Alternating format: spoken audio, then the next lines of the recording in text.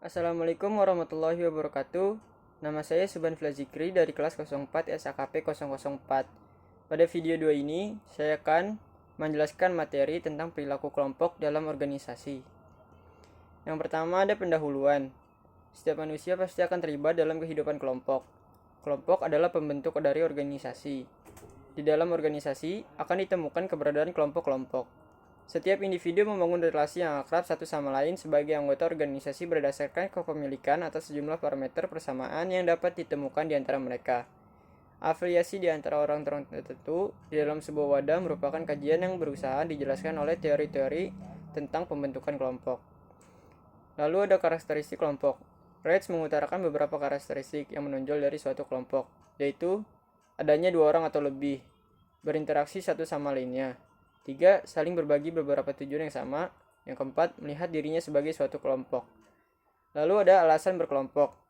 1. Rasa aman. 2. Status dan harga diri. Ketiga, interaksi dan afiliasi. Keempat, kekuatan.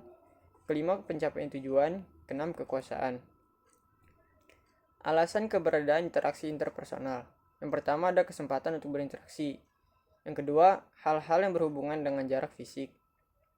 Yang ketiga ada jarak psikologis dan arsitektur. Yang keempat ada status.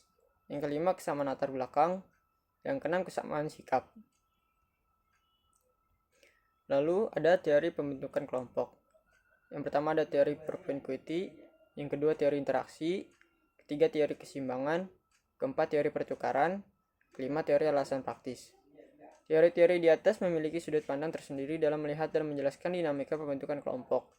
Perbedaan perspektif ini pada akhirnya mendorong interaksi di antara teori untuk memberikan sebuah gambaran yang komprehensif mengenai pembentukan kelompok di dalam tubuh sebuah organisasi. Yang pertama, teori propinquity. Teori pertama ini adalah teori propinquity atau teori kedekatan. Seseorang berhubungan dengan orang lain disebabkan karena adanya kedekatan ruang dan daerahnya. Yang kedua ada teori interaksi. Teori ini dikembangkan oleh George Hams. Teori ini didasarkan pada interaksi-interaksi dan sentimen-sentimen atau perasaan atau emosi. 3 dimensi penjelasan pembentukan kelompok dalam teori interaksi. Semakin banyak aktivitas seseorang yang dilakukan bersama dengan orang lain, semakin beraneka ragam interaksinya, yang pada akhirnya membangun sentimen yang semakin kuat di antara mereka. Semakin banyak interaksi di antara orang-orang, maka semakin banyak kemungkinan aktivitas-aktivitas dan sentimen yang ditularkan pada orang lain. Semakin banyak aktivitas dan sentimen yang ditularkan dan semakin sentimen seseorang dipelajari orang lain, maka semakin banyak kemungkinan ditularkan aktivitas dan interaksi. Yang ketiga, teori keseimbangan. Seseorang tertarik kepada yang lain untuk membentuk kelompok karena didasarkan pada kesamaan sikap dalam menanggapi suatu tujuan yang relevan satu sama lain. Keempat, teori pertukaran. Teori ini ada korelasinya dengan teori motivasi dalam bekerja. Teori ini didasarkan pada interaksi dan susunan hadiah, biaya, dan hasil. Yang kelima, teori alasan praktis. Kelompok terbentuk karena didasarkan pada alasan praktis.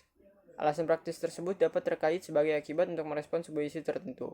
Alasan atau isu yang melandasi terbentuknya kelompok dapat berupa alasan ekonomi, keamanan, atau alasan sosial lainnya.